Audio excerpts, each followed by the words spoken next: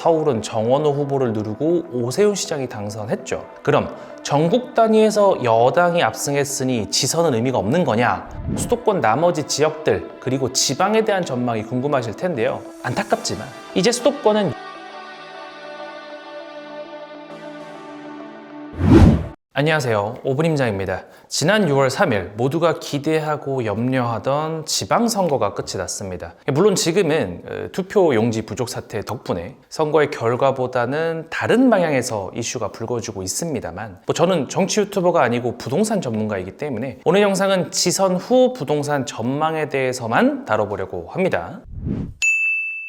먼저 당장의 흐름부터 체크해 보겠습니다. 6월 3일 지선 결과 6월 중순인 지금 큰 흐름의 차이는 없습니다. 지선이 끝나자마자 영상을 찍는 다른 전문가들과는 다르게 제가 2주 정도 지난 지금 영상을 찍는 이유가 있는데요. 사실 끝나자마자 찍는 건 어떻게 보면 팩트 전달 그리고 이슈몰이 이렇게 보시면 되며, 그래서 실제로 선거 후의 현장 흐름이 어떤데 라는 의문에 대해서는 알려줄 수가 없기 때문에 저는 오히려 시간이 약간 흐른 지금 말씀드리는 건데요. 제가 최근 자문을 또 많이 했기 때문에 실제 현장 분위기가 어떤지 그리고 수요자들의 생각이 어떤지 잘 알고 있습니다. 간단하게 결론만 말씀드리면 다소 조용하지만 살 사람들은 빠르게 사고 있다 라는 겁니다. 사람들은 현재 7월 세제 개편을 기다리는 분위기가 강합니다. 7월에 어떻게 세금을 건드리냐에 따라 부동산이 출렁일 수도 있다는 생각인 거죠. 하지만 제게 자문을 주셨던 분들 그리고 매수를 결정하시는 분들은 대부분 생각이 비슷합니다. 조정이 있다 해도 크지 않을 것 같으니 적당한 매물이 있다면 바로 사고 싶다는 건데요. 실제로 대출이 쉽지 않은 상급지는 수요가 좀 줄었지만 15억 이하는 서울이든 경기도든 꾸준히 자문이 늘고 있습니다. 자, 그럼 여기까지 현장 상황을 간단히 말씀드리고, 그래서 결국 중요한 건 이제 어떻게 될 거냐는 거겠죠. 전국 지방선거 결과를 보면 시장도 도지사도 모두 여당이 압승했습니다. 현재 서울시장 자리를 야당이 막판 역전극으로 가져갔기 때문에 그 분위기 때문에 여러분들이 망각하고 계신 분들이 많은데, 결국 전국 단위로 보면 여당이 압도적으로 승리한 선거가 맞습니다. 다만 바로 앞에서 말씀드렸듯 서울은 정원호 후보를 누르고 오세훈 시장이 당선했죠. 그럼 전국 단위에서 여당이 압승했으니 지선은 의미가 없는 거냐? 그건 아닙니다. 부동산 정책과 전망의 바로미터가 바로 서울이기 때문인데요. 즉 서울시장 자리를 여당이 가져가지 못했으니 여당 입장에서는 어떤 시장 정책으로 컨트롤할지 지금 머리가 굉장히 아플 겁니다. 어쨌든 서울 시민들은 오세훈을 선택했고, 이건 정부 입장에서도 기존에 생각하던 정책 드라이브를 걸기 굉장히 어려운 상황을 만들었습니다. 예를 들어 볼까요? 이전부터 얘기가 나오고 있던 장특공 폐지 혹은 축소, 아니면 비거주 1주택자 세금 규제 등등, 이런 걸 지선 전부터 얘기 나오던 그 정도 수준으로 때릴 수 있을까요? 물론 어느 정도는 시행하려 하겠지만 쉽지 않을 겁니다. 왜냐면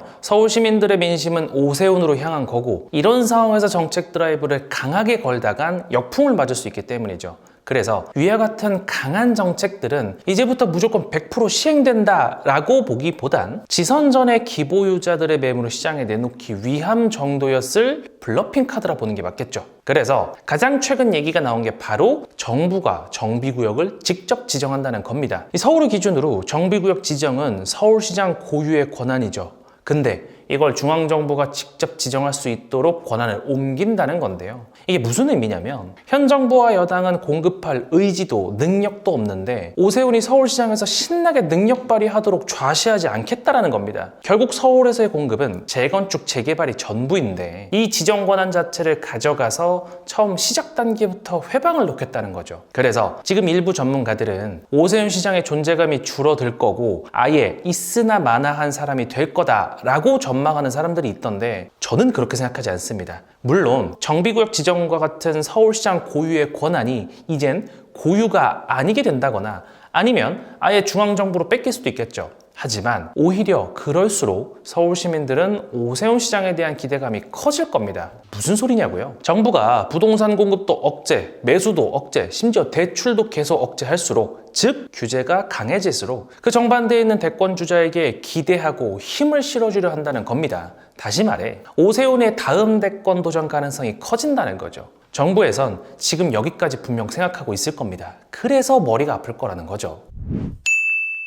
좋아요. 분석은 이쯤 하면 됐죠. 그래서 여러분들은 전망이 듣고 싶은 거죠. 근데 또 그냥 결론만 말하면 여러분들 안 들으실 거잖아요. 판단 근거가 필요하신 거잖아요. 이 가장 최근에 있었던 이재명 대통령의 발언을 보면 앞으로 부동산 시장이 어떻게 흘러갈지 투명하게 보입니다. 제가 조금 신랄하게 말씀드려 보겠습니다. 자, 첫 번째, 상승 압력을 나름 잘 막아왔다고 생각한다 라고 하셨는데요. 죄송한데 전혀 막지 못했다고 생각합니다. 서울을 비롯한 수도권 몇몇 지역은 취임 1년 차인 걸 감안하면 말도 안 되는 상승을 보여주었고 이 상승세가 꺼진 것도 아니며 앞으로 몇 년 더 갈 겁니다. 두 번째, 보수 정권에서는 이자도 낮춰주고 빚내서 집사라고 고사를 지내도 안 오른다. 근데 안 오르다가 몇 년 동안 쌓이고 민주당이 들어서면 그때 확 올라간다 라고도 하셨는데요. 죄송한데 집값이 오르는 생리를 전혀 모르시는 말씀이죠. 제가 수차례 말씀드렸지만 집도 자산이고 유동성에 영향을 받습니다. 진보 정권에서 집값이 오르는 건 보수 정권에서 안 오르던 집값이 폭발하는 시기와 맞물려서가 아닙니다. 진짜 이유는 진보 정권에서 돈을 너무 많이 풀었기 때문이며